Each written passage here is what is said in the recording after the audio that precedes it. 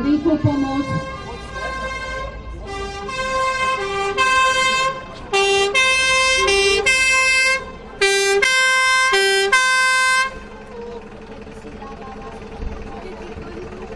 Chcem vás upozorniť, že keď sa nikdy neskúša pri zranených bez strata času, treba v prvom rade vizuálne vidieť, či človek nadvihuje sa mu hrudný kôš, či dýcha.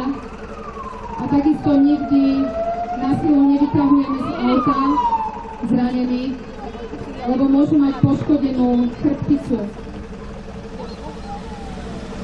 Profesionálni záchranári zakladajú na zaistenie zraneného volier, zatiaľ čo ďalší zabezpečujú auto proti posunutiu, čo je veľmi dôležité. A takisto musia zabezpečiť auto proti vzniku požiaru.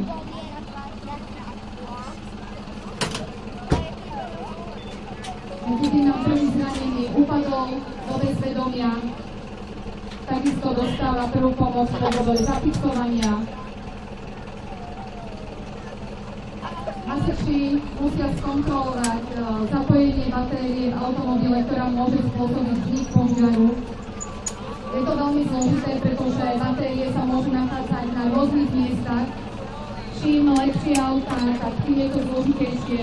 Najhoršie sú ešte rôzne alternatívne pohony v aute, stlačený zemný plyn, skvapalnený propan-butan, skvapalnený zemný plyn, ktoré môžu vypuknúť alebo aktivovať airbagy, ktoré môžu zraniť záchranárov. So zranením v aute treba stále komunikovať, kontrolovať mu vitálne funkcie. Teraz pomocou vyprostievacieho zariadenia, pomocou kliešťov a rozpinákov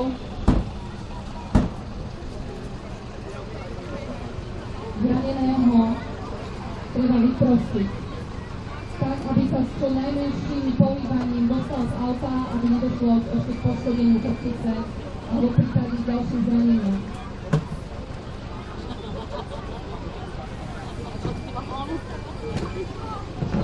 Je veľmi dôležité dávať pozor na ceste. Niektorí vodiči nezodpovední, ešte keď vidia, že sa niečo deje, tak pridajú a veľmi často dochádza aj k ohrozeniu života samotných záchranárov, pretože vodiči sa správajú veľmi neohľaduplne. Vyprostovacie zariadenie víte, že aj sklá sa dajú puknúť pomocou špeciálnych pier. Autá sa snažia byť stále dokonalejšie, ale tým je ťažšie zranených vyprostiť. Spevňujú sa stredné stĺpiky, alebo sú tam šroby, ktoré sú na upnutie pásov, ktoré veľmi ťažko idú rozprísť. Každé auto je zhruba ináč riešené, preto záchranári musia byť veľmi dobre školení na to, aby vedeli, ako čo najrýchlejšie a najefektívnejšie sa dostať k zranenému, aby mu bola poskytnutá pomoc a mohol byť odvedený na ošetrenie.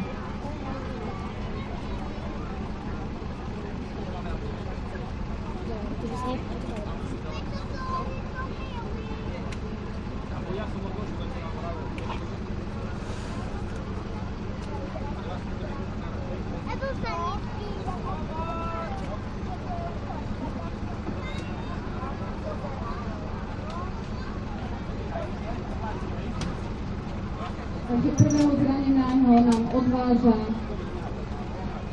zdravotná služba. Zafixovaný dostal prvotné ošetrenie.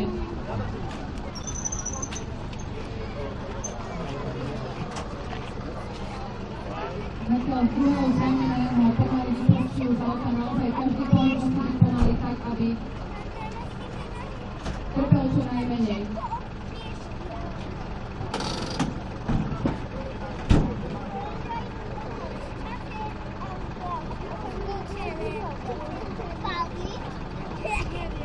Zranenému neustále treba kontrolovať vitálne funkcie, to znamená, či dýcha, treba s ním komunikovať, lebo v prípade nejakých vnútorných zranení mohol by upadnúť do bezvedomia, do šoku. Zistilo sa, že má